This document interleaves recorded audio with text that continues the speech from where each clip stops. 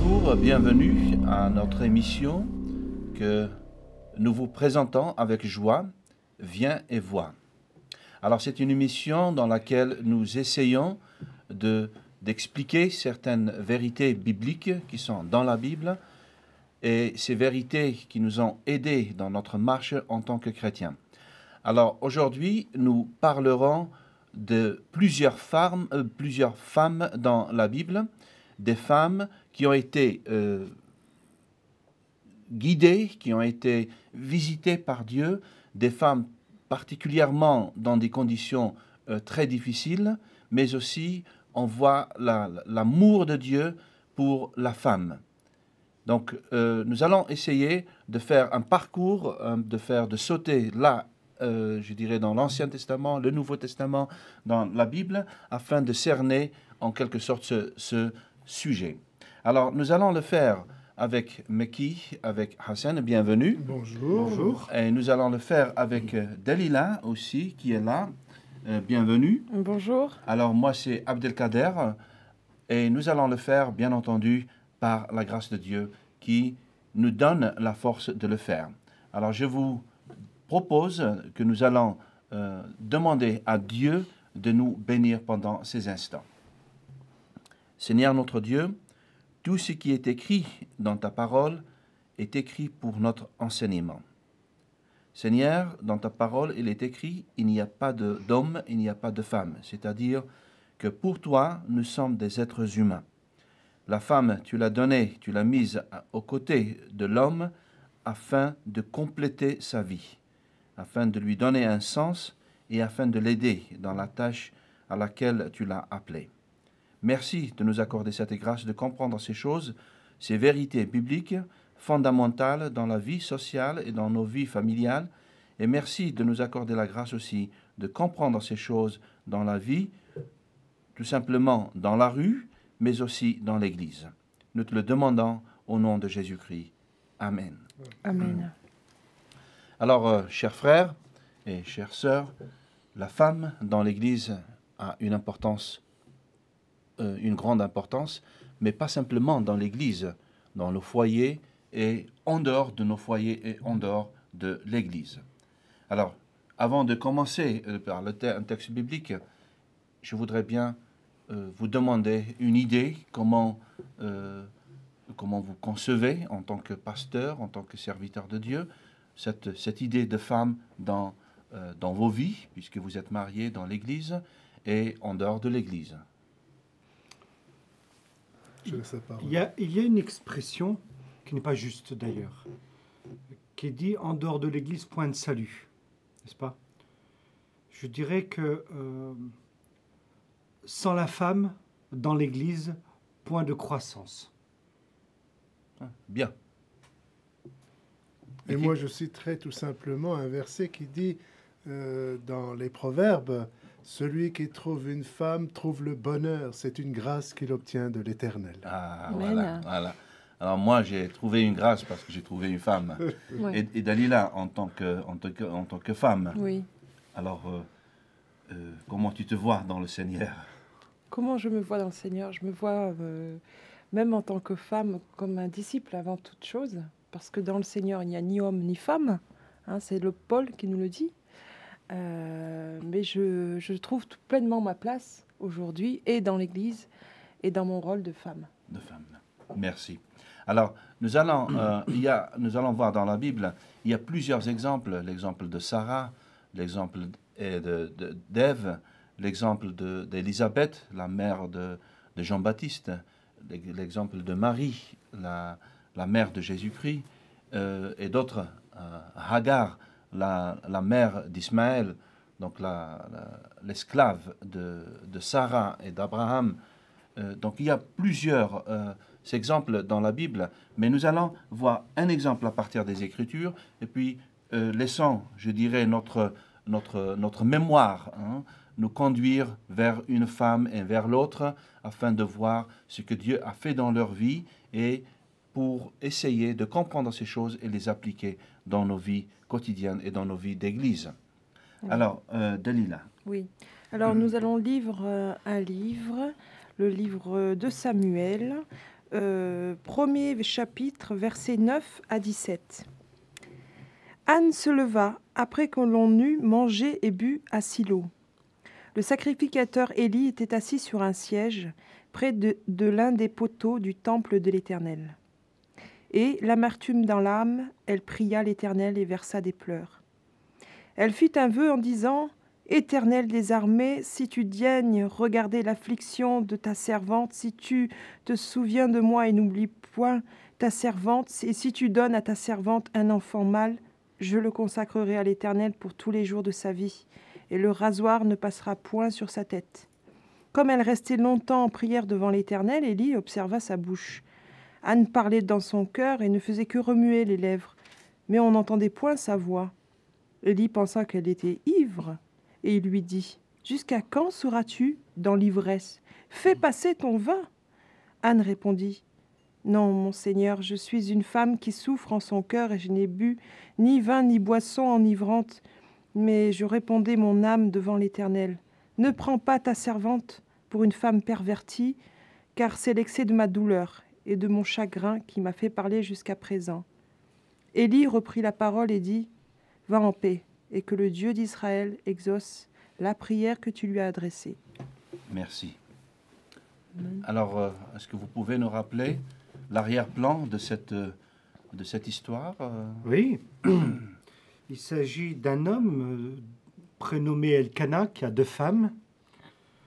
L'une, précisons qu'en ce temps-là, la polygamie était monnaie courante, n'est-ce pas? Il a 2 femmes, l'une Pénina, n'est-ce pas, qui a plusieurs enfants, et Anne, dont nous venons de lire le récit, qui est une femme stérile. Et Dieu sait, dans la culture orientale sémitique, quel opprobre pour une femme de ne point pouvoir donner naissance à un enfant. Alors, Meki, quelque chose ou j'attends un moment?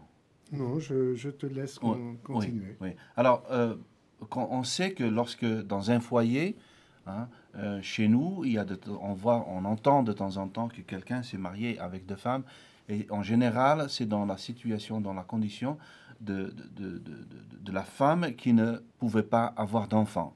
Et puis, la coutume, je dirais, la culture et la vie sociale permet que l'homme épouse une deuxième femme.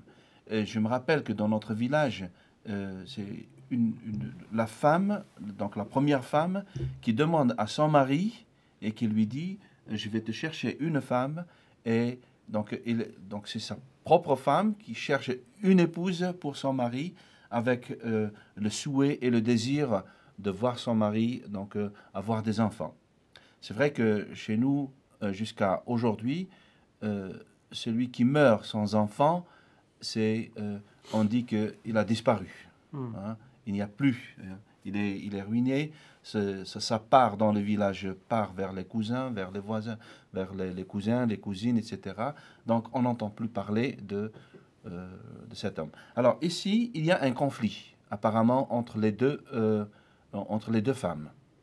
N'est-ce pas? Oui. Parce que l'une, Pénina, nargue l'autre, Anne. Oui. Et la méprise, nous dit le texte. Oui. Elle lui rend la vie amère. Voilà. Oui. Elle la méprise parce qu'elle a des enfants, l'autre n'en a point. Et le contexte est aussi celui du temple, où chaque année, Elkana, avec ses 2 épouses, vont pour offrir des holocaustes, donc des sacrifices à l'Éternel. À l'Éternel. Oui, et quand on regarde certains versets, la Bible nous dit que le mari, Al-Qana, en arabe, Al-Qana, il offrait, donc il donnait double. C'était une manière pour le mari qui aimait sa femme de lui montrer qu'il l'aimait beaucoup, qu'il n'était pas... il ne la méprisait pas, parce qu'il certainement, il savait que Pénina, celle qui pouvait avoir des enfants, se moquait, méprisait sa femme. Ouais. Mais je dirais, ces cadeaux de son mari, Donc toute cette attention de son mari n'arrivait pas à combler le Elle a vide. consolé. Oui, Mm. oui, oui. Je crois que Bien qu'il lui ait dit, mais est-ce que je ne vaux pas 10 fils pour toi? Ouais, Mais la femme a toujours ce besoin de Toujours. maternité, de créer la vie. ouais, ouais, ouais. Alors, parlons maintenant de cet état d'esprit, de cet état psychologique hein, donc d'Anne, la mère, donc la femme d'Elkana. Oui, c'est intéressant de voir que Anne vit sa douleur, vit sa souffrance et l'exprime dans la présence de Dieu. Une bonne attitude. Une bonne attitude. Elle a de l'amertume, elle souffre, mais elle remet son sort à l'Éternel, comme dit la Bible. Remets ton sort à l'Éternel et il agira. Mets en lui ta confiance et il agira. Ouais. Je suis convaincu que beaucoup d'hommes et de femmes aujourd'hui ont cette attitude-là, de demander d'une manière ou d'une autre à Dieu d'intervenir pour les consoler, parce que peut-être vous avez perdu un être cher, et que cet être cher eh bien, vous donne beaucoup de souffrance. Eh bien, sachez que Dieu peut accorder la véritable consolation. Oui. Alors, elle prie. Finalement, elle ne dit pas, elle ne dit pas des mots. Elle murmure. Hein? Oui. Donc, quand en lisant ce texte, on voit que le sacrificateur, en quelque sorte, avait d'autres pensées, hein, par rapport à Anne. Alors, Oui, qu'il a pu mal interpréter la façon dont elle s'est présentée devant la maison de Dieu. Ouais, ouais. Alors, je dirais, c'est pénible, n'est-ce pas, d'être jugé hein, et d'être mal compris par les autres. Est-ce que vous avez des exemples dans l'Église, des gens peut-être qui sont venus à vous parler parce que je crois qu'en tant que berger, il y a des personnes qui viennent se confier. Hein. Ce n'est pas une raison de dire les confidences ici sur ce plateau, surtout à la télévision, hein. Mais des exemples un peu concrets sans pour autant dire que telle personne ou telle personne, afin de nous aider à nous approcher du texte et à nous approprier justement les bénédictions qui sont dans le texte. Mis à part les gens que l'on connaît, qui sont dans l'Église, il m'est arrivé une fois d'être dans un train et d'être en contact avec des jeunes avec lesquels j'étais comme stagiaire pour une formation en électricité. Et dans ce train-là, ces jeunes m'ont demandé si je pouvais parler et continuer de parler de Jésus, puisqu'ils avaient souhaité entendre toujours le message de l'Évangile. Mais pendant que je leur expliquais dans ce compartiment, dans le train, à la fin, à l'arrivée, voilà qu'une dame qui était là m'a demandé un entretien, si on pouvait descendre au café de la gare pour pouvoir partager. Et pendant qu'on était dans le bar ou le café de la gare, voilà qu'elle se mettait à pleurer, et de dire son chagrin, sa peine. Et de ces gens-là, nous pouvons en rencontrer à différents endroits et partout où nous pouvons être. Et donc être là, prêt justement à apporter une parole de consolation et d'apporter bien sûr Jésus-Christ qui peut à tout moment et en tout lieu intervenir dans les cœurs. Alors, est-ce que nous allons faire un saut dans l'espace et dans le temps, hein, dans l'espace biblique et dans le temps biblique?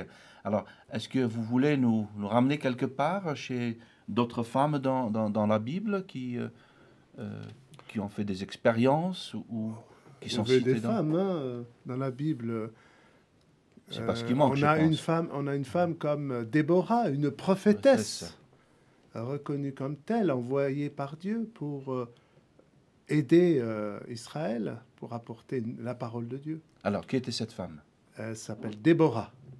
Et elle a porté la parole de Dieu auprès du roi Barak. Abeille. Barak, C'est bien Oui, ça. oui. Non, la signification du nom, c'est Ah, d'accord. abeille. Ça fait rare.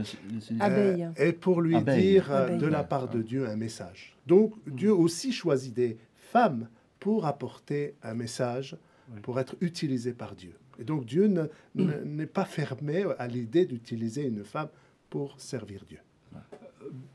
Bien plus que d'apporter la parole, Déborah remplit le rôle de leader, de responsable spirituel.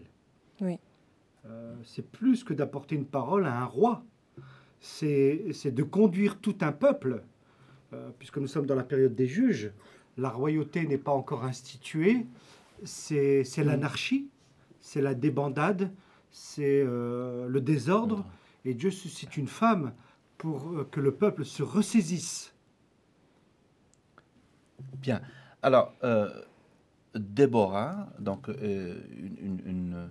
une chef, on dit une cheftine, hein, comment Cheftaine, une Cheftaine, abeille, hein, oui. une Alors taille qui de guêpe, était une à la guêpe de tête, taille. oui, qui était à la tête d'un peuple et donc qui guidait le peuple.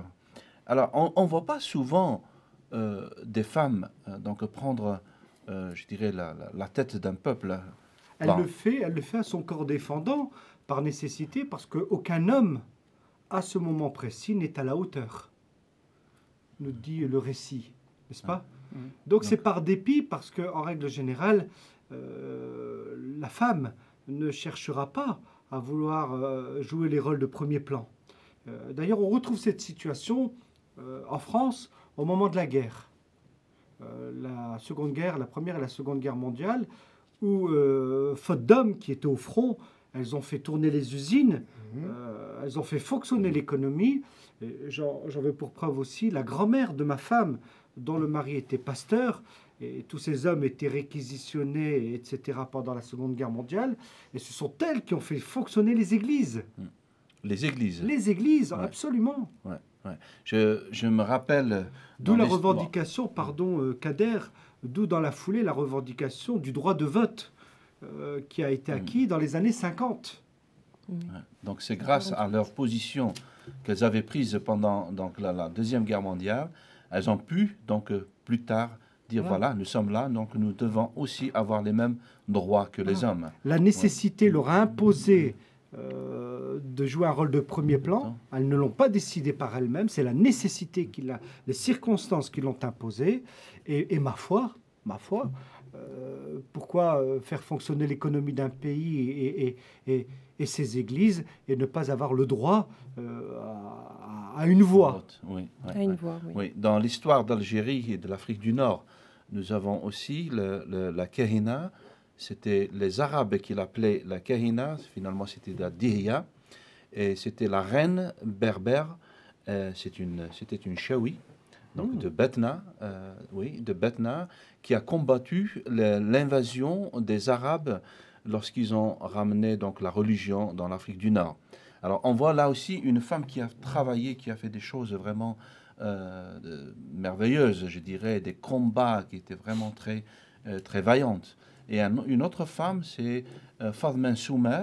C'était une Kabyle qui a combattu les Français, qui a rendu la vie amère aux Français après, je ne me rappelle pas exactement, les années 1800, lorsqu'ils sont 1830, lorsqu'ils ont rentré dans en Algérie pour coloniser le pays. Bon, mais on revient à la Bible. Donc, lorsqu'il manque d'hommes, Dieu suscite des femmes. Hein, est-ce qu'on peut dire ça? Alors faut-il en faire un principe général? Je dirais plus précisément, pour faire fonctionner les hommes, Dieu a besoin des femmes. Selon l'expression française, quand une tête est bien faite, on demande toujours aux têtes de nous présenter le cou qui l'a fait tourner. Ouais. Donc la femme, c'est le cou qui fait tourner la tête. Absolument. Ah, ouais. Hein? Bon, j'espère que ce sera dans Je le... n'ai jamais entendu celle-là. Ouais, j'espère que ce sera dans le bon sens de tourner la tête, parce qu'on dit aussi on tourne la tête. l'expression Oui. tourner la tête. Mais restez un petit peu dans l'esprit de la Bible. Alors, Oui. on va faire un saut dans le Nouveau Testament. Oui. Hein. Donc, dans la vie de l'Église, dans la vie au temps du Seigneur Jésus. Oui. Oui. Alors, est-ce qu'il y a des femmes qui sont citées, même si elles ne sont pas citées par des noms, est-ce qu'il y a des passages qui nous parlent de la particularité de la femme? Mais oui, déjà, dans la naissance virginale de Jésus, très, très rapidement, Jésus a eu des femmes qui l'ont entouré dans le cadre le de son servaient. ministère Qui servaient terrestre. de par leur bien. Ces femmes ont été les premières à annoncer la résurrection. Et le terme qu'utilise l'apôtre Paul pour parler de ses collaborateurs est exactement le même quand il évoque ses collaboratrices, synergos, collaborateurs avec moi. C'est exactement le même terme. On observe dans le Nouveau Testament que plusieurs d'entre elles participent activement à l'implantation d'églises, à la structuration de l'œuvre de Dieu. Donc, elles ont participé vraiment d'une façon merveilleuse, quoi. Au même titre. Au même Et- titre Au même titre. que les hommes. Bien. D'autres exemples dans la Bible concernant des femmes qui sont citées avec quelque chose de particulier. Alors, c'est plutôt le côté attitude de cœur des femmes qui est intéressant à relever. Ces femmes ont été dévouées auprès de Jésus, même parmi les femmes les plus aisées, ont aidé dans beaucoup d'autres d'arrangements, certainement pour préparer je sais pas, le repas ou d'autres choses. Mais dans tous les cas, il y a eu des attitudes de la part de femmes, c'est excellent. Comme par exemple Marie, la mère de Jésus. Quand Jésus parlait et que Jésus avait dit quelque chose d'assez précis, elle gardait tout dans son cœur. Même la naissance de Jésus. Sur la naissance de Jésus, quand on est venu voir Jésus, les rois mages sont venus voir Jésus. Et, On note bien que dans le Nouveau Testament, les mages n'ont jamais été présentés comme des rois. oui, c'est juste. C'est Parce une qu'on expression s'est une laissé expression influencer. populaire, oui. Mais il n'a jamais été question de Tout à roi, fait, n'est-ce ouais. pas? D'accord. Ce sont des mages. Tu me parles d'attitude, Meki. Est-ce que tu peux m'expliquer, me revenir à ce passage, parce que si tu parles d'attitude, de Marthe et de Marie. En effet, oui.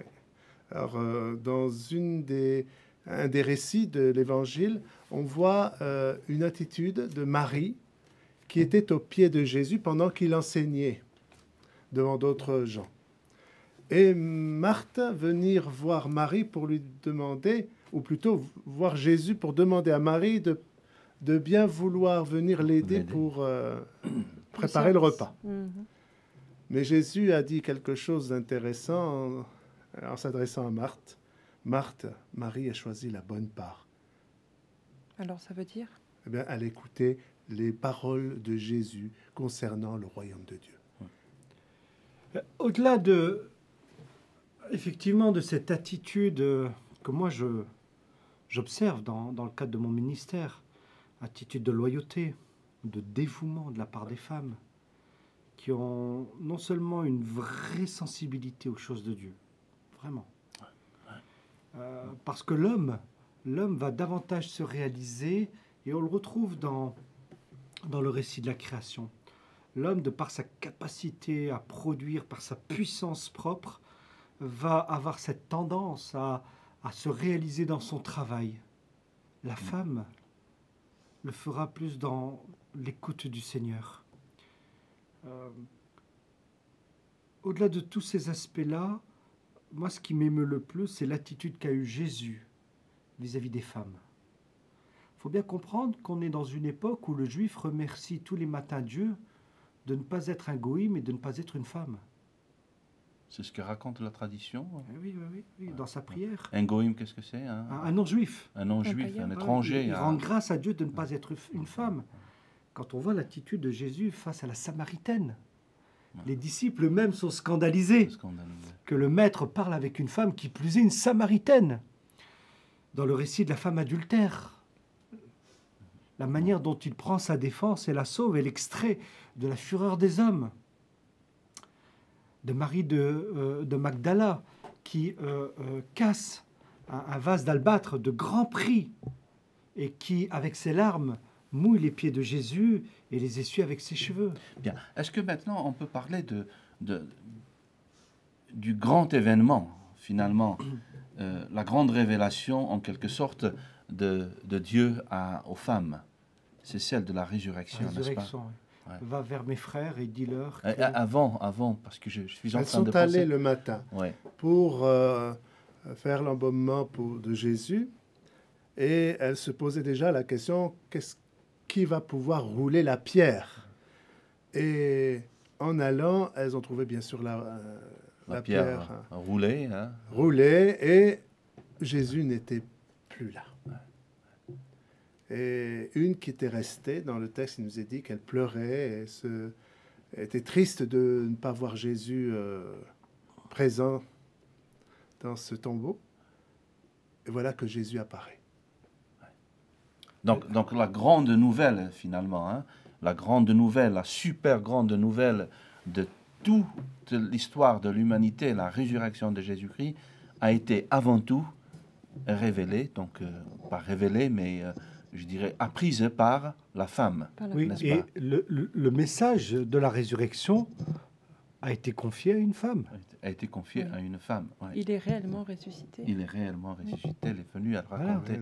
Voilà. Ouais, Et avant l'événement de cette résurrection, la crucifixion, elles sont les seules à prendre le risque à se positionner devant la croix. ouais. Donc les femmes, elles sont courageuses. Je crois. Jusqu'au bout. Ouais. Je crois. Bon, surtout quand les J'en suis femmes convaincu. Convaincu. enfantent. Ouais, ouais. Et je me rappelle d'un passage dans la Bible où le Seigneur Jésus a fait un compliment qui n'a jamais été fait au peuple, aux Juifs, aux croyants. La hein. syrophénicienne, Oui, en disant à son sujet, existe-t-il une foi plus grande que celle-ci ouais. en Israël, en n'est-ce pas? Israël. Oui. Israël qui a reçu des oracles de Dieu, etc., n'a jamais eu cette foi comme la foi de cette femme.